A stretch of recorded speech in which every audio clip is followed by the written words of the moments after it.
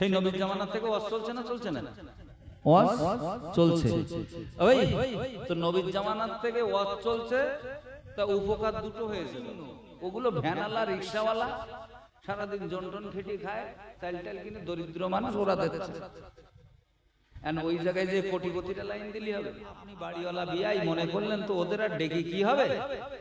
বিরিয়ানি তোলা যে চামচ, ওই মাল ঝেড়ে ওই মাল দিয়ে পায়খানা টাইখানা ফেলে দিয়ে পরিষ্কার করে ওই সাবান সার্ফ দিয়ে মোটামুটি ওই চামচটা পরিষ্কার করে এনে ওই বিরিয়ানি গামলায় মেরে দিয়েছে। জীবনের গুনাহ মাফ করে জান্নাতের ফয়সালা করে দেবে, জান্নাতের ফয়সালা করে দেবে। ভাইয়ের আমার, এখন আমি আপনাদের কাছে বলি, শুকরিয়া, আল্লাহর কৃতজ্ঞতা যদি আদায় করেন, শুকরিয়া যদি আদায় করেন, আপনি আপনাকে আমাকে আল্লাহ জান্নাত দিয়া দিবেন। তবে শুকরিয়া কিন্তু একরকম না। আলহামদুলিল্লাহ এটা একটা শুকরিয়া। আপনি নিজের বাড়িতে খাইলেন, শুকরিয়া আদায় করবেন। আল্লাহ বলেছেন লা ইন শাকারতুম, যদি শুকরিয়া আদায় করো লা আযীদান্নাকুম, তোমাদের নিয়ামত অনেক গুণে বাড়িয়ে দেওয়া হবে। ওয়ালা ইন কাফারতুম, কিন্তু আমার দেওয়া নিয়ামত রাজি যদি উপভোগ করো, খাওয়া দাওয়া করো, উপভোগ করবার পরে আমার দেওয়া নিয়ামত গুলো খাবার পরে পাবার পরে যদি না শুকরি করো, ইন্না আযাবি লাশাদীদ, জেনে রাখো বান্দা বান্দি, আমি আল্লাহর আযাব রয়েছে অত্যন্ত ভয়াবহ। আমার দেওয়া নিয়ামত খাওয়ার পরে পাওয়ার পরে শুকরিয়া আদায় করলে নিয়ামত বাড়িয়ে দেওয়া হবে। ওই পারলে, সময় তো খুব কম, এই জন্য পারলে একটু এগিয়ে গিয়ে আসবেন। পিছনটা না থেকে যারা দাঁড়িয়ে আছেন বসলে সামনের দিকে আসবেন, সেটা ভালো। ওই আসলে আমরা তো বুঝিনি এখনো পর্যন্ত ওয়াজ চলতেছে 1450 বছর। কত বছর? সেই নবীর জামানা থেকে ওয়াজ চলছে না চলছে না? ওয়াজ চলছে। ওই তো নবীর জামানার থেকে ওয়াজ চলছে, তা উপকার দুটো হয়েছে। এক হলো এখনো পর্যন্ত মসজিদে ডাকতে হয় যে সামনে আয়, মুসল্লিদের ডাকতে হয় না, সামনে আয়, এখনো ডাকতে, এই উপকারটা হয়েছে। আর হয়েছে মাঝে মধ্যে জুতো চলে যায়, জুতো নেই, নতুন নতুন জুতো আও, এই দুটো ফায়দা হয়েছে 1450 বছর রস করে। রাগ করবে না বাবা, হ্যাঁ এখনো পর্যন্ত মসজিদের থেকে জুতো চুরি হয়। কথা ঠিক বললো না বলবো না? বিশ্বাস না করেন নতুন জুতো নিয়ে যাবেন, নতুন জুতো খাদিম অজান্তা, ভাই নামাজ পড়ে বাইরে এসে দেখবেন ফিতে কাটা মাল ঘুরতে শুরু, সেটা নেই ভাই। তাই বলতেছি বাপ, তবে একটা কথা মনে রাখবেন, সেটা হলো এই ভালো ছাত্র 1 থেকে 10 এর ভিতরে যাদের নম্বর থাকে, এই ছাত্র ছাত্রী জীবনে পিছনে বসতে দেখেছেন? যদি গাড়ল ছাত্র যারা টুকে টেকে পাস করে ওরা সামনে বসলে ঘাট ধরে পিছনে দেয়, সামনে বসার অধিকার নেই না, ভুল বলছি? ফার্স্ট ক্লাস ফার্স্ট যারা 80 90 70 80 90 100 করে নম্বর পায়, ওরা জীবনে পিছনে বসালেও বসবে না, আসবে কোথায়? সামনে। আর স্যারেরাও বলবে সামনে, এ জায়গায় বুঝিয়েছে। আর আল্লাহর ঘরে দেয় শুধু পিছনে টান, শুধু পিছনে টান, সামনে যাওয়ার শুধু ডাকতে হবে আয়, তারপর তাকবীর শেষ হয়ে পুরো দলিল শেষ হয়ে যাবে, তাও কাতার সোজা হবে না, ফাঁকা। এমন মসজিদ রয়ে গেল। এই জন্য বাবা কাতার সোজা করবেন আর তাকবীরগুলা ধরবেন। কি ধরবেন? তাকবীরগুলা নামাজ পড়বেন। তাকবীরগুলা বলেন সবাই বাবা, তাকবীরগুলা মানে ইমাম কিরাত শুরু করার আগে, ইমাম সুদ থাকাকালীন, মানে ইমামের তাকবীরের সাথে সাথে 1-2 সেকেন্ডের ব্যবধানে আপনারও নিয়ত করে হাতটা বেঁধে নিতে হবে। এর নাম হলো তাকবীরগুলা। ভাই তো যে কথাটা বলছিলাম, পারলে একটু সামনে বসবেন, একটু মহব্বতে কলেমা জিকির লা ইলাহা ইল্লাল্লাহ মহব্বতে পড়েন।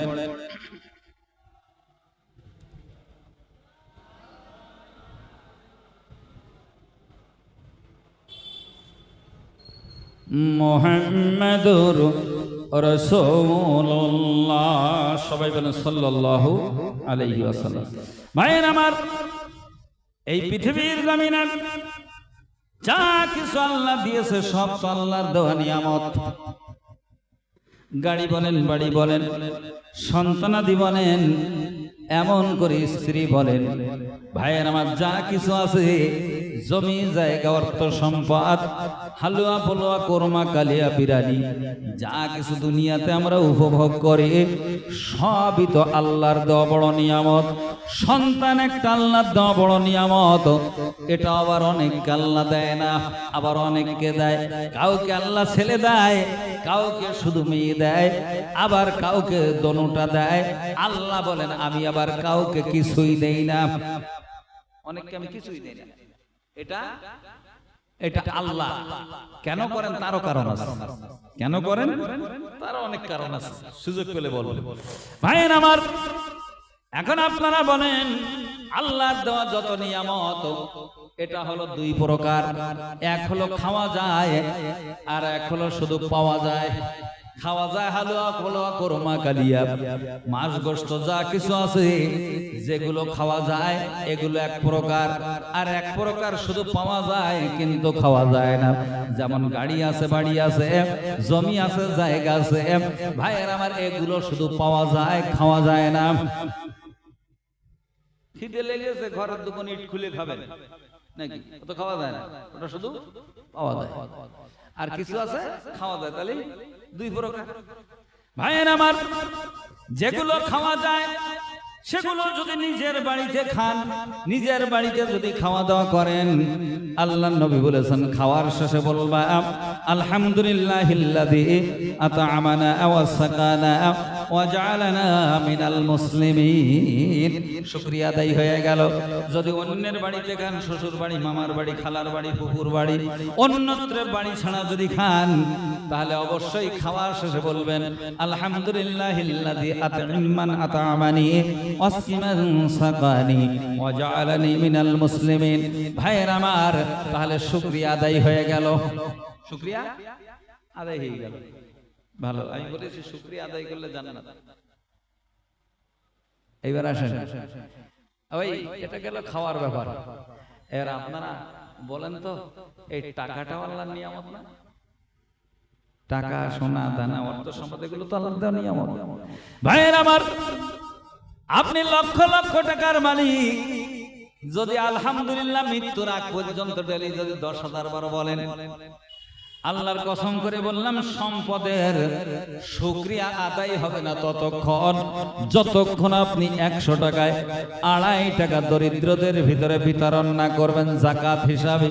যতদিন পর্যন্ত টাকার যাকাত না দিবেন, কোটি কোটি বার আলহামদুলিল্লাহ বললে এ সম্পদের কিন্তু শুকরিয়া আদায় হবে না। আলহামদুলিল্লাহ বললে চলবে না। তাহলে বোঝা গেল অর্থের শুকরিয়া হলো যাকাতের দ্বারা। খাওয়ার শুকরিয়া আলহামদুলিল্লাহ দ্বারা। খাওয়ার শুকরিয়া কিসের দ্বারা? আলহামদুলিল্লাহ দ্বারা। আর অর্থের শুকরিয়া যাকাতের দ্বারা। কুরবানির জন্য পাগল, যাকাত দেওয়ার জন্য পাগল হয় না। কুরবানির জন্য যেরকম তৎপরতা, যেরকম আমরা তোড়জোড় করি, গরু কিনতে হবে, কিনতে হবে, যাকাতের জন্য এত তোড়জোড় আছে কারণ কি বলেন? এত তোড়জোড় নেই।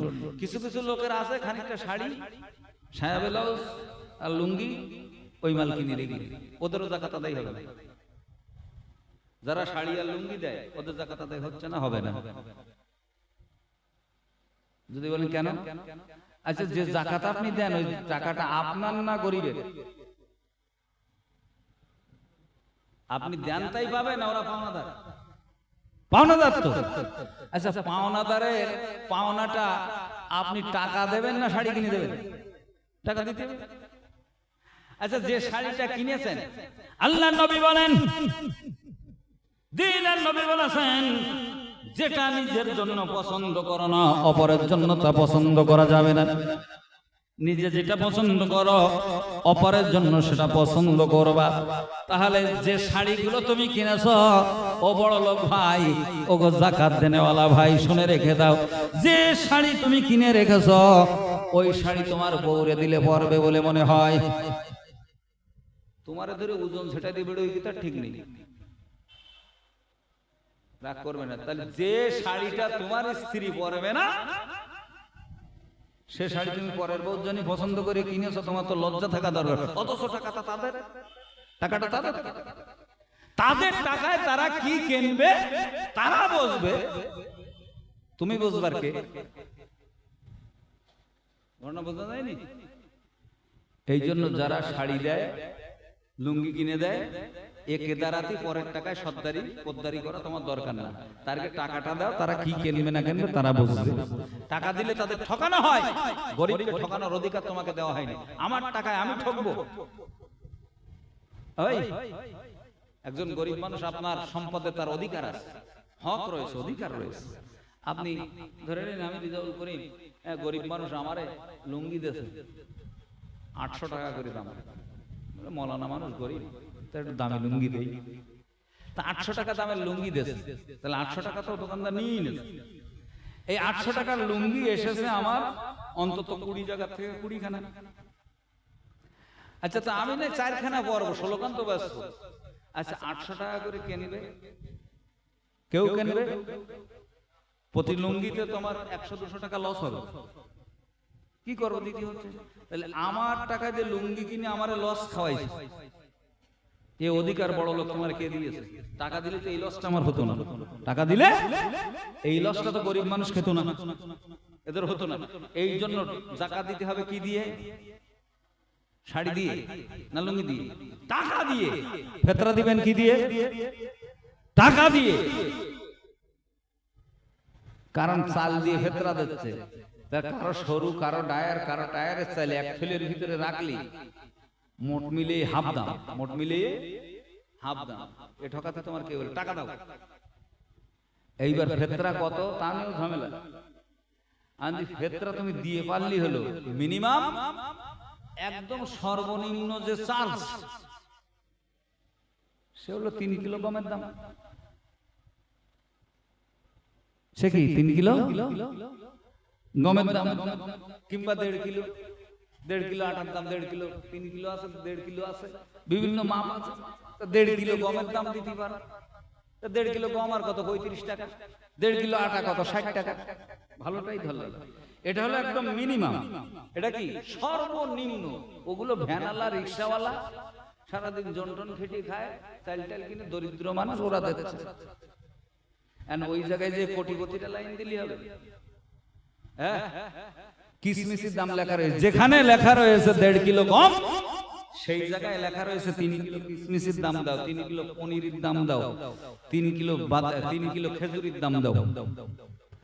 তা তুমি কোন দলের লোক? এখন যে সব যদি ভ্যানালার সাথে লাইন দাও, ধনী গরিব সব একসাথে, তা তো হয় না। তাহলে আপনি ফিতরা দিলে একটা ফিতরা 10,000 টাকাও দিতে পারেন। একটা ফিতরা কত? 10-20 হাজার টাকাও দিতে পারেন ফিতরা, অসুবিধা কি?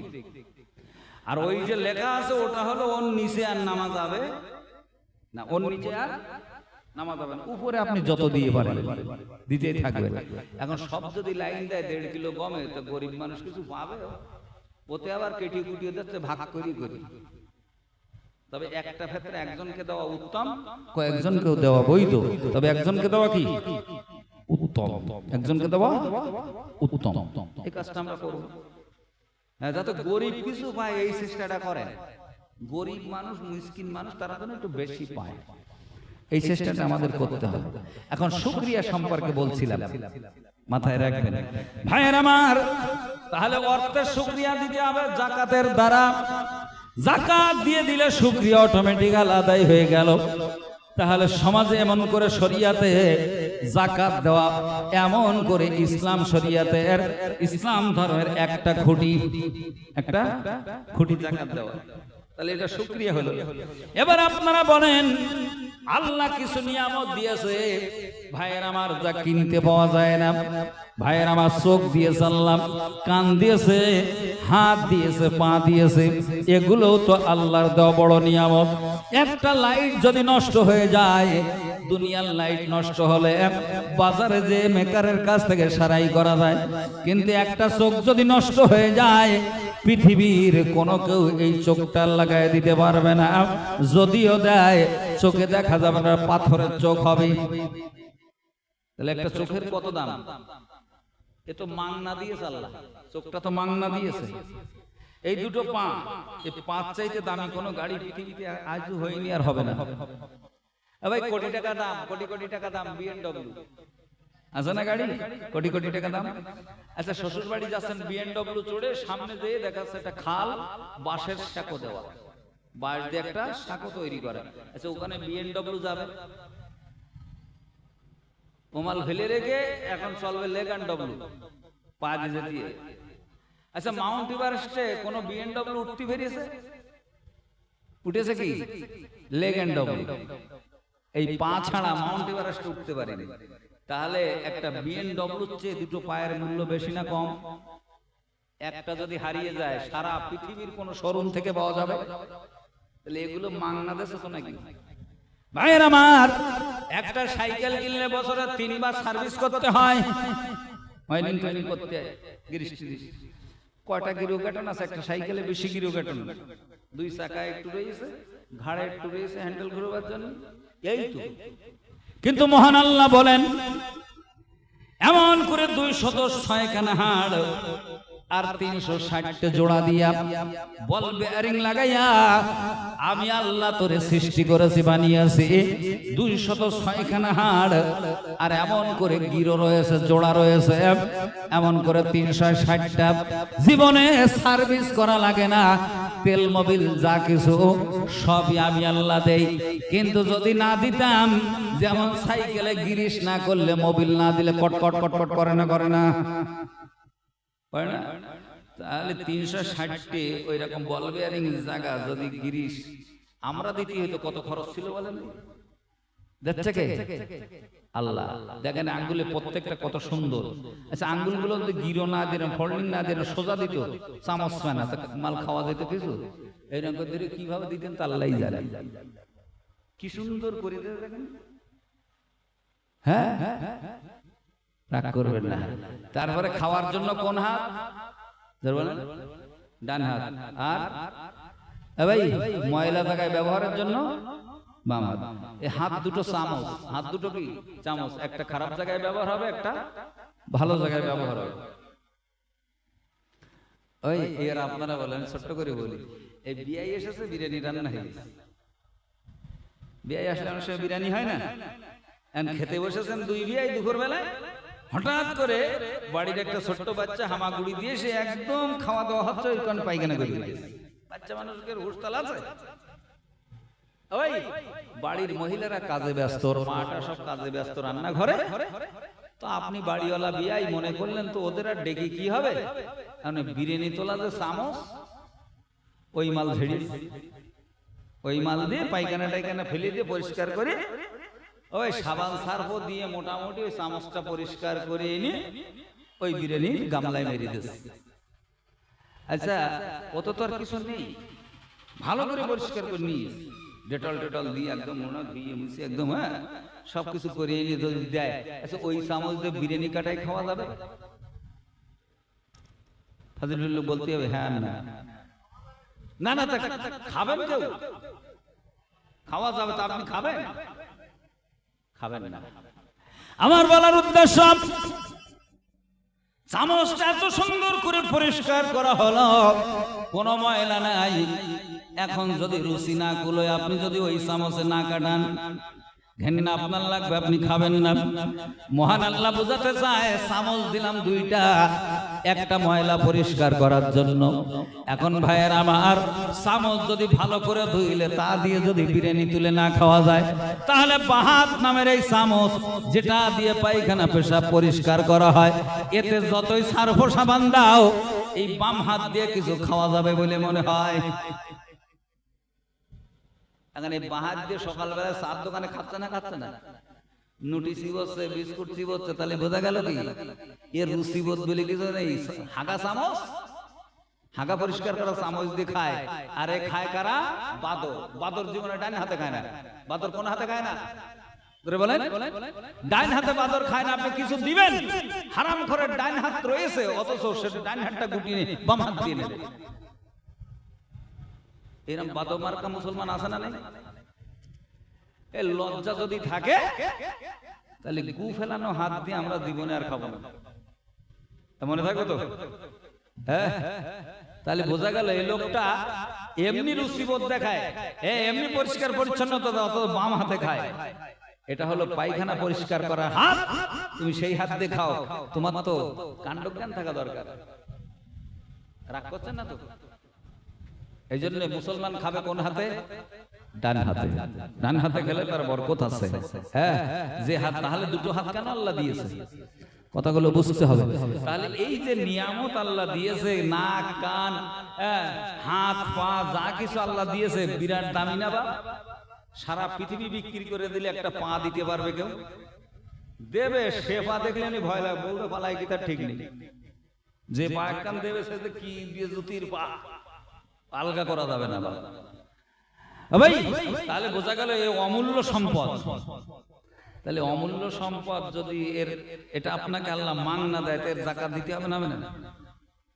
মহান আল্লাহ বোঝায় খাওয়ার শুকরিয়া আলহামদুলিল্লাহ। টাকা সম্পদ, অর্থ সম্পদের শুকরিয়া যাকাতের দ্বারা। আর আমি আল্লাহ যা নিয়ামত দিয়েছি, মাংনা, হাত পা, কর্ণনা শিখা, এত সুন্দর করে তোর নিয়ামত দিলাম, এই নিয়ামতের শুকরিয়া আলহামদুলিল্লাহ বললে হবে না, টাকা দিলে হবে না। এর শুকরিয়া আদায় যদি করতে চাও, আমি আল্লাহকে দৈনন্দিন 5টা বার সেজদা লাগাও। সেজদা দিলে শুকরিয়া আদায় হবে। এই জন্য আমি আল্লাহ ওয়াদা দিয়েছি, শুকরিয়া আদায় করলে তারা জান্নাত দেওয়া হবে। জোরে জোরে বলেন সুবহানাল্লাহ। কিন্তু বাঙালি শুকরিয়া বুঝেছে শুধু আলহামদুলিল্লাহ। তাহলে দৈনন্দিন আল্লাহকে সেজদা দেওয়াটা কি? শুকরিয়া। কারণ এই অঙ্গ প্রত্যঙ্গের শুকরিয়া, যাকাত, অঙ্গ প্রত্যঙ্গের যাকাত আদায় হবে। কথাগুলো মনে থাকবে। মহান আল্লাহ বলেন, আমি তোদের কাছ থেকে সেজদা পাওয়ার জন্য, তোরা ইবাদত বন্দেগী করবি সেজন্য তোদের সৃষ্টি করেছি। ভাইয়ের আমার, বান্দা যখন সেজদা করে, ভাইয়ের আমার, আমরা দেখি বান্দা মাটিতে সেজদা করে, কিন্তু আল্লাহর নবী বলেন বান্দা যখন সেজদা করে, আল্লাহর নবী বলেন ইয়াসজুদু কদামাইনির রহমান, ও বান্দা মাটিতে সেজদা করে না, আল্লাহ বলেন বান্দা সে আমার কুদরতি পায়ে সেজদা করে। জোরে জোরে বলেন সুবহানাল্লাহ। ইয়াসজুদু কদামাইনির রহমান, তারা সেজদা করে আমি আল্লাহর কুদরতি পায়ে। এই জন্য বলা হয়েছে নামাজের দ্বারা বান্দা আল্লাহর নিকটবর্তী হয়। আমাদের দ্বারা কি হয়? বান্দা আল্লাহর নিকটবর্তী হয়। এই জন্য আমি বলেছি শুকরিয়া দ্বারা জান্নাত পাওয়া যায়। শুকরিয়া মানে ভাই খাওয়ার শুকরিয়া আদায় করলেন, যাকাত দিলেন, নামাজটা আদায় করে দেহের শুকরিয়া আদায় করে দিলেন, তাহলে জান্নাত হবে না কেন? এখন আমরা যারা বুঝেছি শুকরিয়া মানে আলহামদুলিল্লাহ, হবে না? জাগা বিশেষ শুকরিয়া, জাগা বিশেষ শুকরিয়া, জাগা বিশেষ তওবা, জাগা বিশেষ তওবা মানে পাপ যেমন হবে তওবা তেমন হতে হবে। ভাই এই বড় বড় কাঠ, তাতে 1.5 ইঞ্চি ফেরেক মারলি হবে? কাঠ যেমন ফেরেক তেমন, বুঝলেন? তাহলে আমার পাপ যেমন তওবা তেমন হতে হবে, এটা যেন মনে থাকে। যদি বিশ্বাস না করেন আমি আপনাদের কাছে বলি, ভাই নূহ আলাইহিস সালামের জামানায় শয়তান নূহকে বলছে, নূহ আলাইহিস সালামকে বলছে, নূহ আমার ভয় লাগতেছে বিশাল। বলতে কিসের ভয়? বলতে জাহান্নামে জ্বলতে পারবো না। জাহান্নামের ভয় শয়তানের লেগে। তা আমি এই যে তওবা করো, আমি ভালো মানুষ হয়ে যাব, আমি ভালো হয়ে যাব, তওবা করো। নূহ আলাইহিস সালাম তো আল্লাহর পয়গম্বর, পয়গম্বররা কিন্তু পাগল হয় না, সব বড় জ্ঞানী হয়। যদি বলেন সুবহানাল্লাহ। পয়গম্বরদেরকে যে জ্ঞান আল্লাহ দেয়, ওই জ্ঞান তদানীন্তন কালে সেই জামানায়, তৎকালীন সেই জামানায় অত জ্ঞানী মানুষ পৃথিবীতে কেউ থাকে না। নবীর চেয়ে জ্ঞানী কেউ থাকবে না। তাহলে তিনি জ্ঞানী মানুষ, তাই বলছে ঠিক আছে তুই তো ঝুনো পাপী, দুমড়ো না ঝুনু, একদম ঝুনো পাপী, এই জন্য আমি সিদ্ধান্ত নিতে পারবো না, একটু আল্লাহর কাছে জিজ্ঞাসা করবো। তা আল্লাহর কাছে জিজ্ঞাসা করতে, আল্লাহ সে ঝুনো পাপী ইবলিস তওবা করবে বলে আমার কাছে এসেছে, তা আমি নিজে ফয়সালা করতে পারিনি, তাই আপনার কাছে জিজ্ঞাসা আমি কি বলবো?